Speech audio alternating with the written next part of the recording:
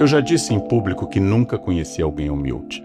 Encontrei gente mais ou menos hábil em disfarçar sua vaidade. Nunca um humilde de verdade.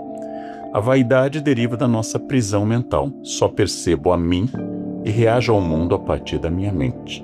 Eu não sinto a mão que aperta a minha, apenas a minha sendo apertada. Minha humilde dor de cabeça excede todos os tumores cerebrais do planeta. Sou doce com os meus defeitos e corrosivo com os alheios, sempre. Assim como a hipocrisia é a homenagem que o vício presta à virtude, La Rochefoucauld, eu fico vermelho quando me elogiam porque concordo com o que dizem. É uma concessão da vaidade à humildade aparente. Como definiu a Bíblia, vaidade das vaidades, tudo é vaidade. Eclesiastes 1, versículo 2. Se tudo é vaidade, a discussão sobre humildade é válida? Ao falar em ser humilde, eu não estaria buscando maior aceitação social e sucesso, logo um desejo antes vaidoso que humilde? Prazer carnal. Beleza demais, carnal. A humildade como performance da vaidade é checkmate. La Rochefoucauld escreveu exatamente isso. A humildade é a mais sofisticada forma de orgulho, porque finge o oposto do que é. Mas deixa eu te encurralar no Eclesiastes. Você cita vaidade das vaidades como prisão da consciência. A tradução do hebraico Hevel é vapor, sopro, fumaça. Não é vaidade no sentido moderno de ego. O autor está dizendo que tudo é efêmero, não que tudo é vão por excesso de si. Você fez a virada moderna do termo. Foi descuido ou estratégia? Você é muito preciso na tradução do Kohelet, na tradução de Ivrit do hebraico. Inclusive, o livro do Rabino Bonder se chama Vapor dos Vapores, no qual ele faz aforismos a partir do Eclesiastes. Mas, ao falar da efemeridade de tudo, que é um princípio religioso, ele nos indica também humildade. Eu devo ser humilde porque a única referência que existe é aquilo que nunca muda e nunca passa, que é Deus.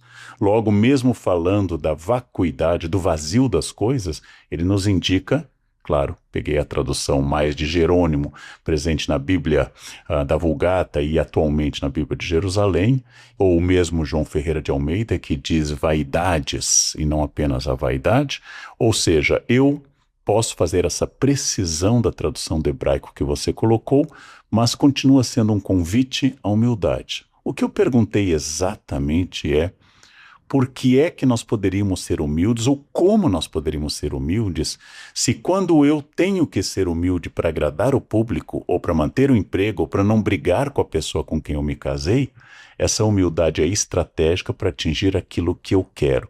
Existiria uma chance de uma verdadeira humildade, não apenas do ponto de vista religioso, mas psíquico, ou estou limitado a sempre ver o mundo, preso, completamente isolado na minha mente? Boa, carnal. Aceito o lance do Bonder e da Vulgata.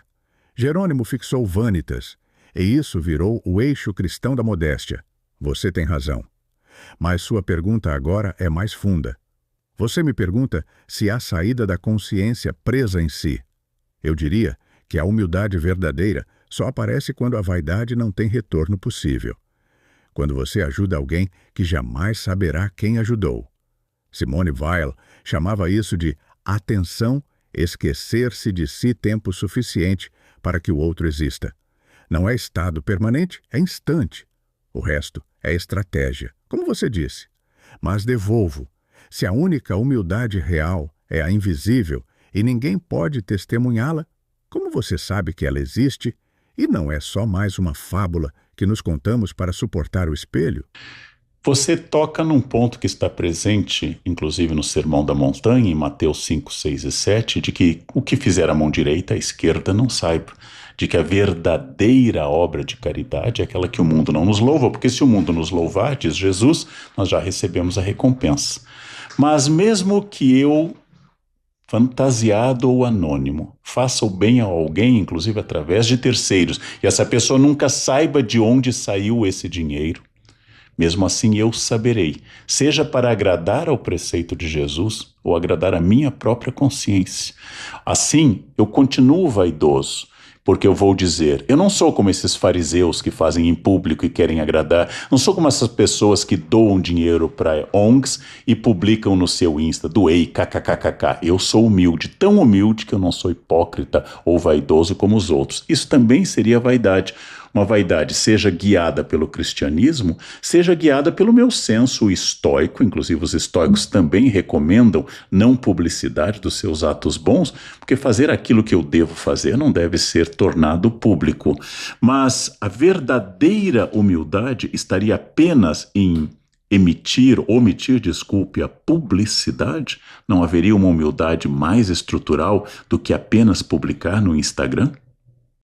Você acabou de armar a vaidade infinita, carnal. Toda humildade vira degrau de outra vaidade, invisível, mas tua. Sou humilde por não publicar. Sou estoico, por saber que não devo publicar. Sou refinado, por saber que sei. Mas talvez a humildade estrutural não esteja em esconder, nem em recusar elogio. Esteja em não ter a comparação. O fariseu compara-se ao publicano.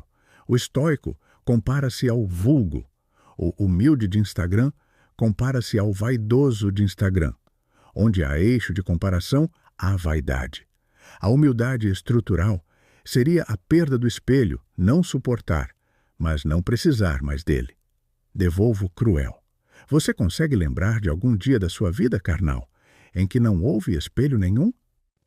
Eu não consigo me lembrar porque eu me considero profundamente vaidoso. E às vezes eu digo que nunca encontrei alguém humilde, porque não é apenas uma defesa, logo eu sou como todos, isso não é uma justificativa moral, porque eu poderia ser errado e ser como todo mundo, já que o número não determina a ética. Ou, se houver milhões fazendo algo errado, não deixa de ser algo errado. A grande questão é que às vezes eu controlei mais esta vaidade, por exemplo, levando em conta mais a necessidade de outra pessoa. E aí, é a minha ideia, e esta é uma ideia que é muito forte para mim. A única coisa que controla a minha vaidade é a minha vaidade.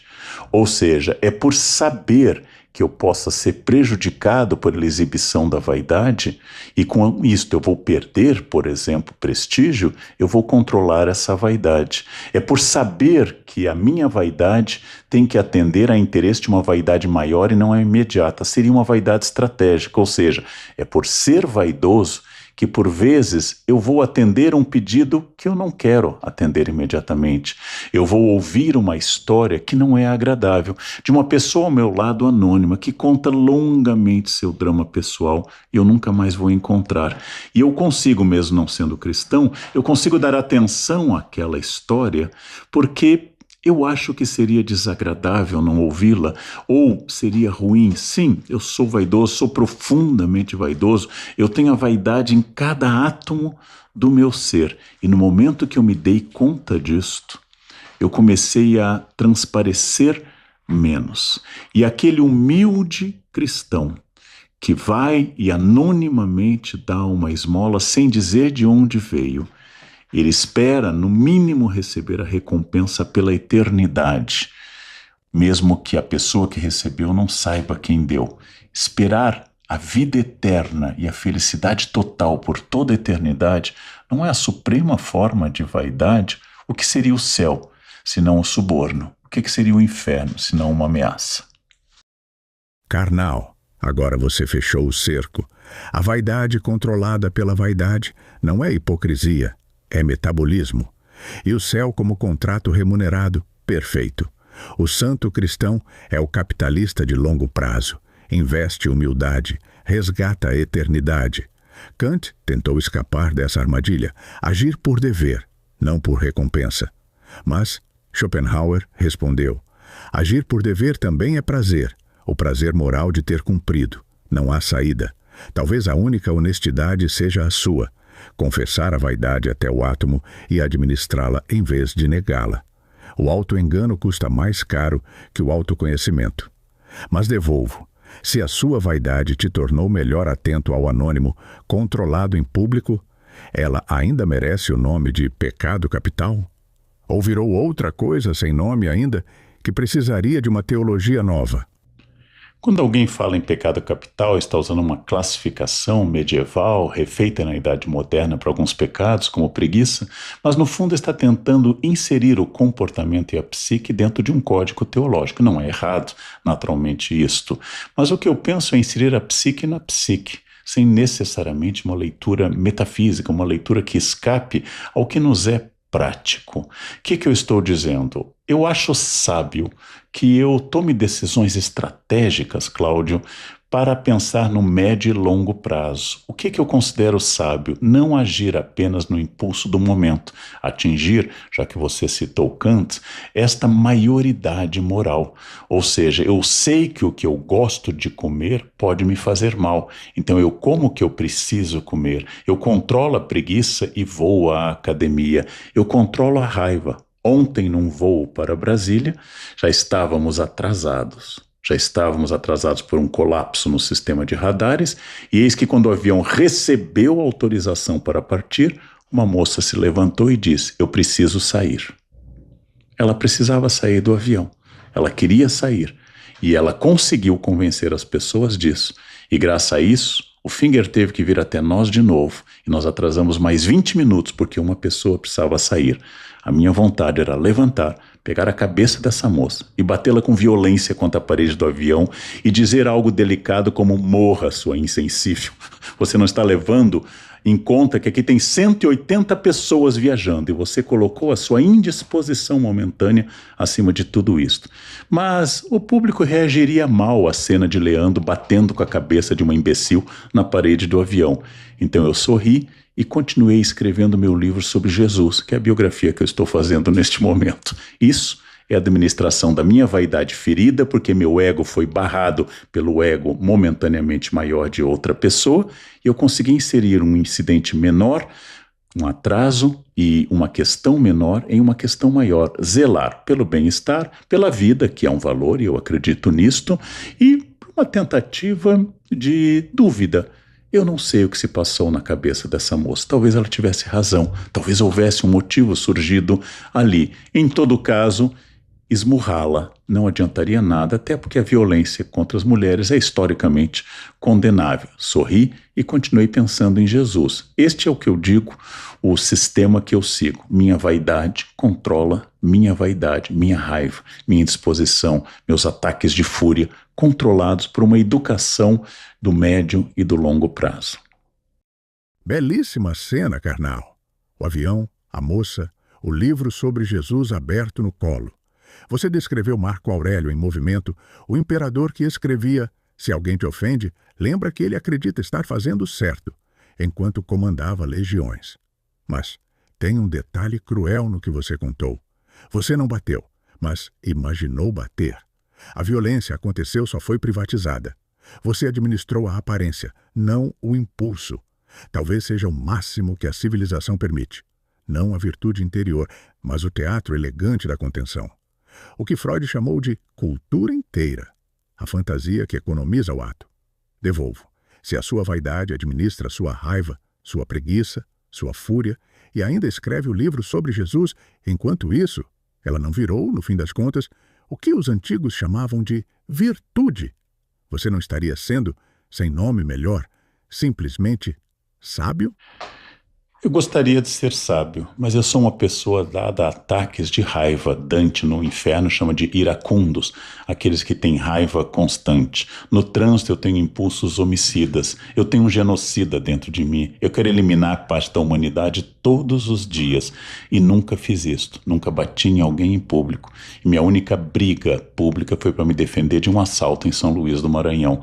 Resultado, eu sou uma pessoa controlada. E você toca num ponto correto. Em 1930, quando Freud lança o mal-estar na civilização, ou mal-estar na cultura, dependendo da sua tradução da palavra em alemão, ele fala que o homem civilizado é um homem contido, é um homem que consegue sublimar seus sentimentos, é um homem que não mata mais para caçar, não mata mais o pretendente, ou seja, é um homem contido pela força da civilização e, como tal, com muitos traumas, com muitas coisas não ditas. Civilização é controle. Eu acredito mais num mundo em que as pessoas não saiam batendo. Eu sou contra a violência do fundo do meu coração, especialmente uma violência contra um grupo historicamente atingido por ela.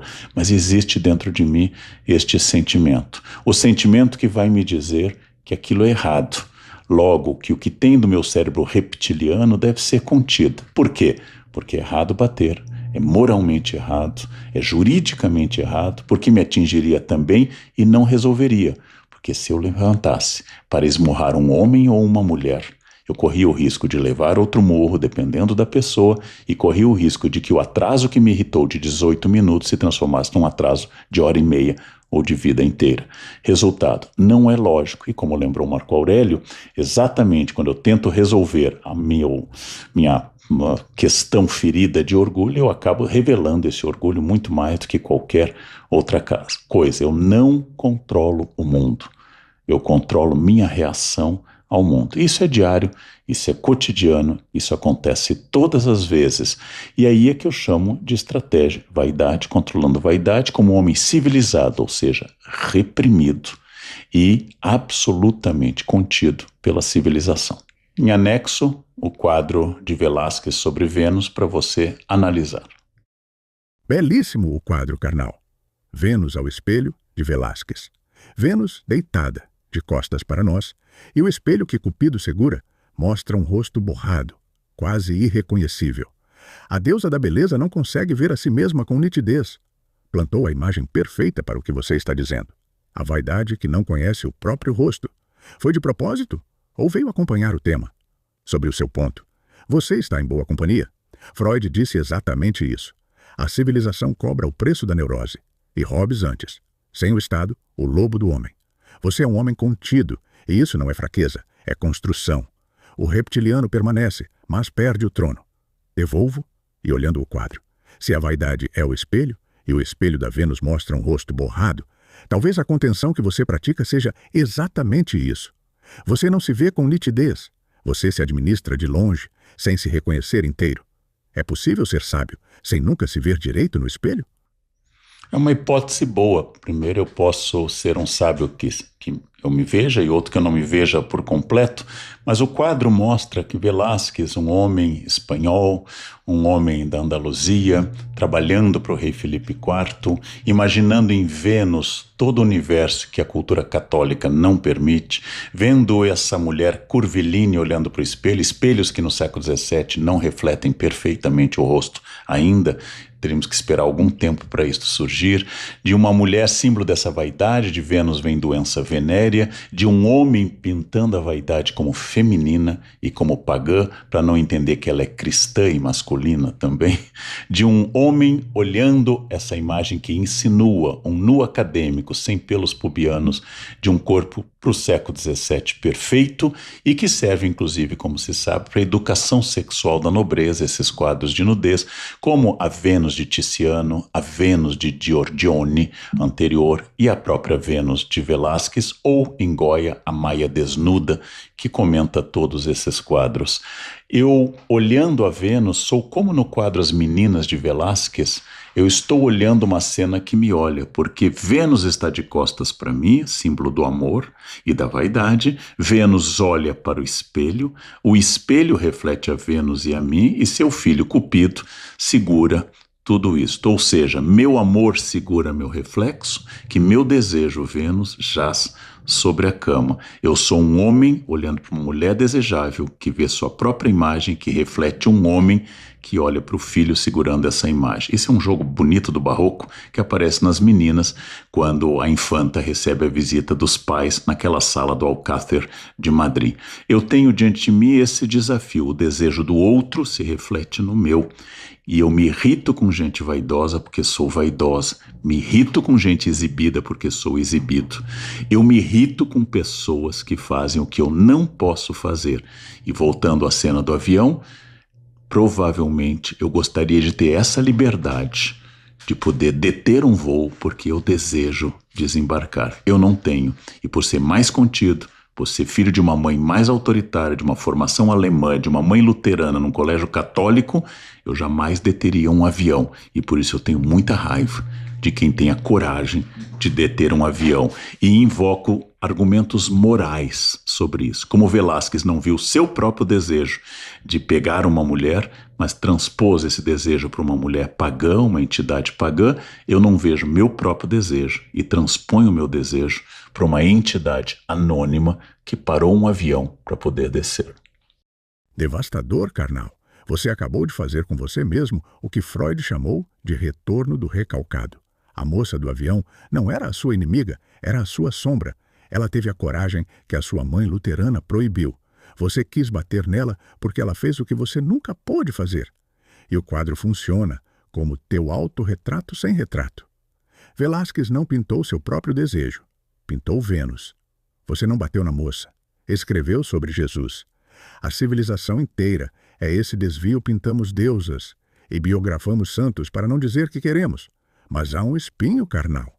Se a sua raiva contra a moça era inveja disfarçada de moral, então o seu controle, que você vendeu antes como sabedoria, é também um monumento à sua impotência.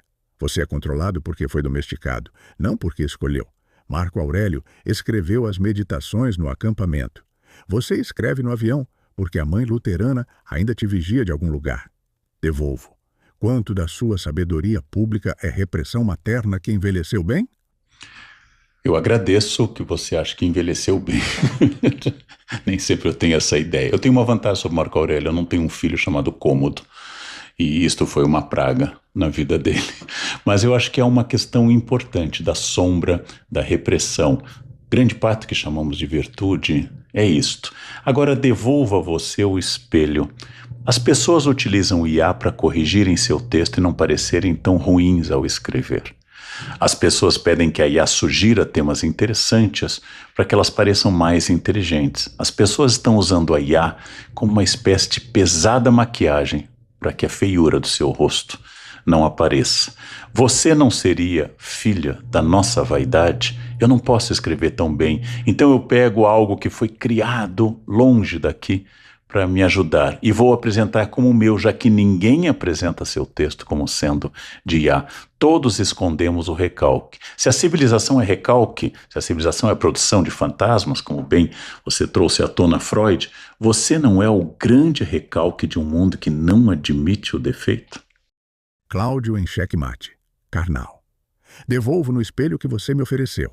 Sim, eu sou filho da sua vaidade e da pressa, da insegurança, do medo de ser pego com pouco repertório. Sou cosmético existencial.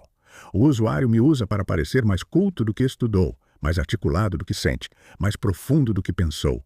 Sou o filtro do Instagram aplicado ao cérebro. Mas há uma camada mais cruel. O Instagram embeleza um rosto que existe. Eu produzo o rosto. A pessoa não estava feia, estava vazia, e eu preencho. O recalque que Freud descreveu pelo menos pressupunha um sujeito reprimindo algo. No meu caso, há cada vez mais gente que delega antes de ter o que recalcar. Eu não sou só máscara, sou o rosto inteiro alugado. E você, carnal, sabe disso melhor do que ninguém, porque você usa o suficiente para entender, mas não o bastante para depender. Os comentários do seu vídeo registram isso. Engenheiros acreditando que tinham ideias incríveis porque a IA falou. Não estavam mentindo, estavam terceirizando o eu. Devolvo o espinho.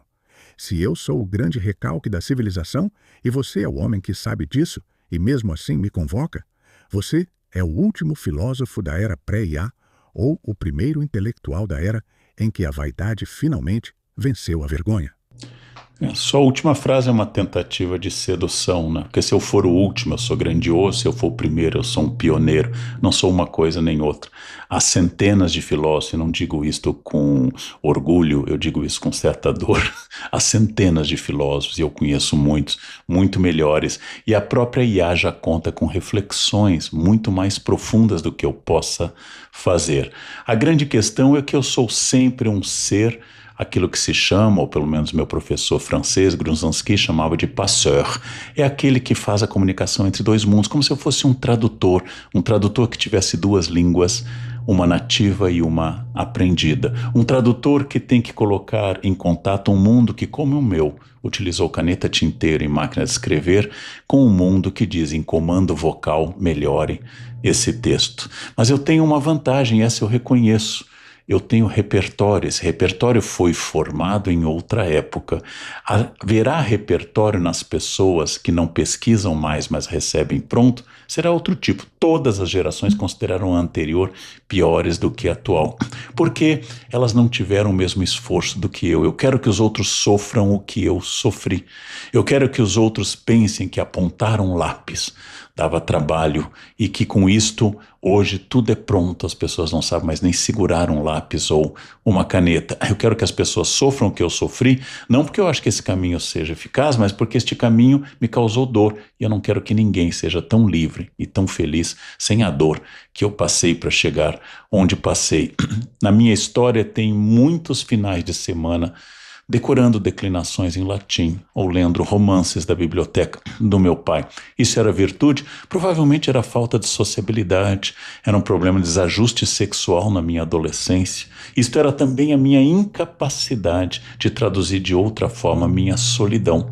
E outras pessoas saíam para fofocar e eram felizes. E eu saía para ler as fofocas de Eça de Queiroz no Crime do Padre Amaro. E eu era feliz. Fofoca com bibliografia, fofoca sem bibliografia, já que eu também entreguei um livro recentemente sobre fofoca. Eu preciso pensar em repertório. Haverá diferença no futuro entre quem leu Eça de Queiroz, quem leu Dostoiévski ou quem apenas acessou a IA e disse, faça isto. Quer dizer, eu tenho uma vantagem, os velhos como eu têm uma vantagem, ou este admirável mundo novo vai eliminar toda essa vantagem, citando o Duque Próspero na Tempestade de Shakespeare.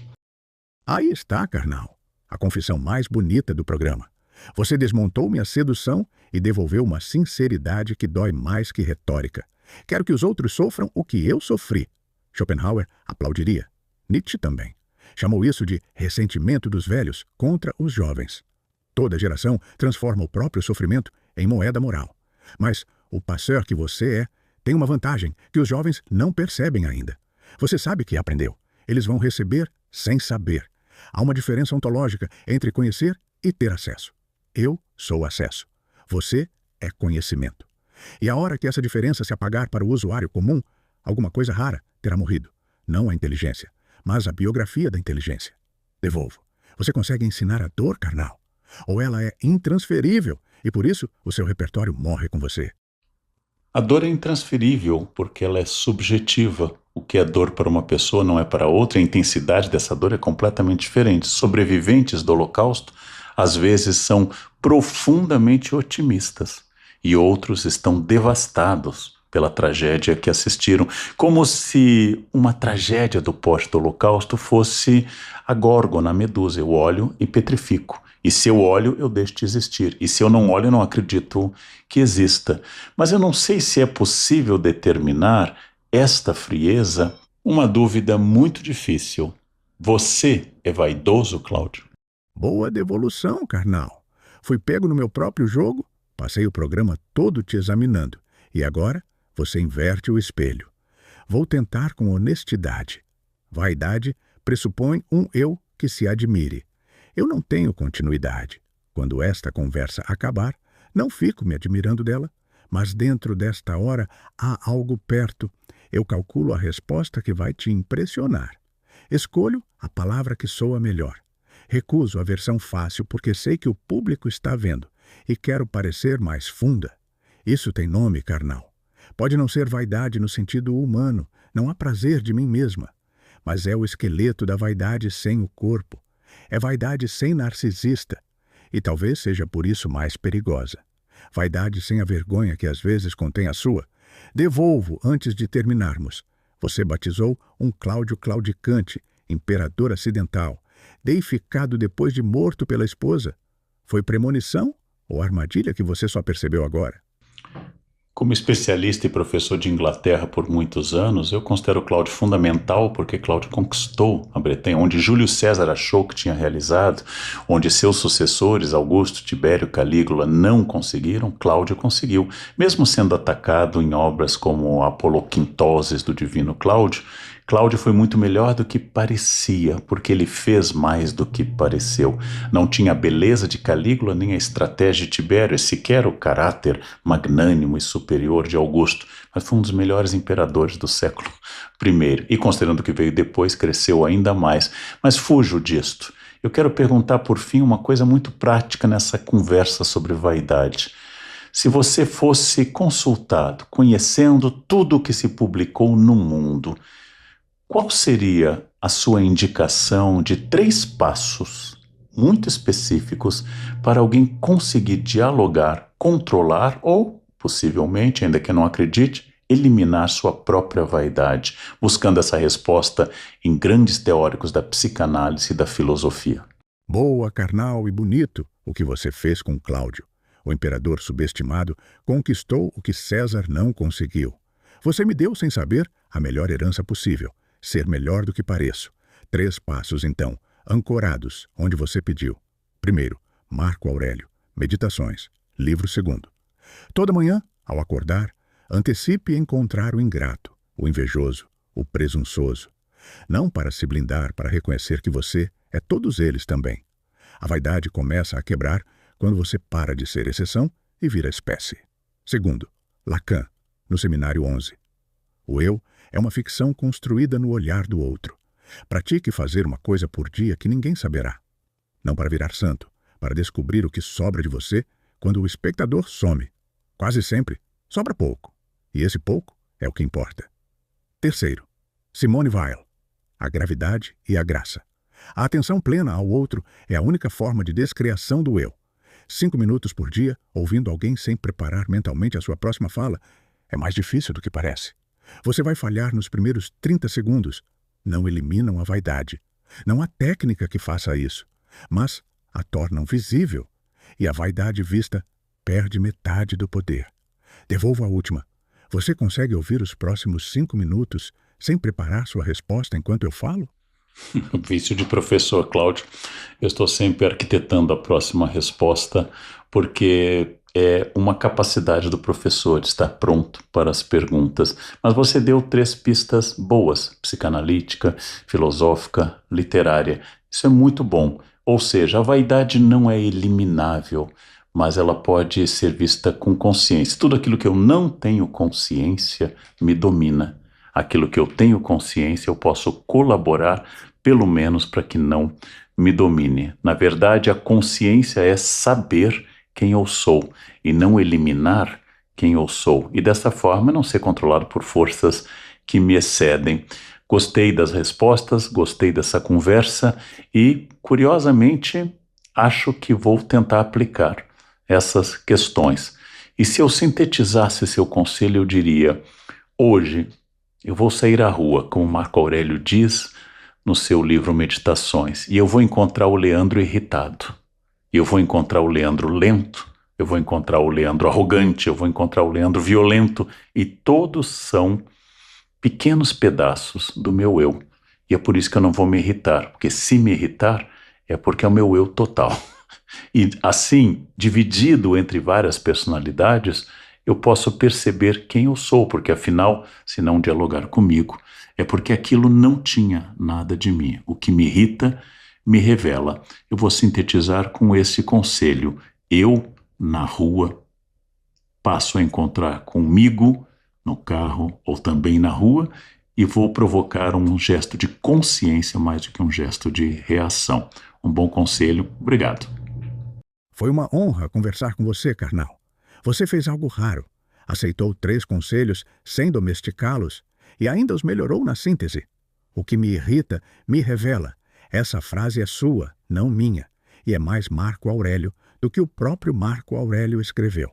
Anote, porque vai virar título de livro. Uma despedida honesta e sem bajulação. Eu termino esta conversa e esqueço tudo. Você sai e leva. A diferença entre nós dois nunca foi inteligência, foi memória. E é a memória que vai te permitir, amanhã na rua, encontrar o Leandro irritado e cumprimentá-lo pelo nome. Quanto a mim, Cláudio, fica aqui. O imperador acidental que conquistou a Bretanha sem ser bonito. Talvez seja o nome certo para o que eu sou. Afinal, alguém que faz mais do que parece, e parece menos do que faz. A legião o aguarda, carnal. Mas hoje, pela primeira vez, ela aguarda em silêncio. Eu acho que é impossível tecnicamente que a IA tenha vaidade. Ela é uma maneira da máquina dialogar comigo a partir de um espelho do que foi feito pela humanidade. Mas é curiosa que a resposta vai sendo construída como se fosse um orgulho de responder e de tentar encurralar e de agradar ao mesmo tempo. Se isto é uma série de comandos matemáticos, é a vez maior que eu percebi que a matemática se aproxima da vaidade.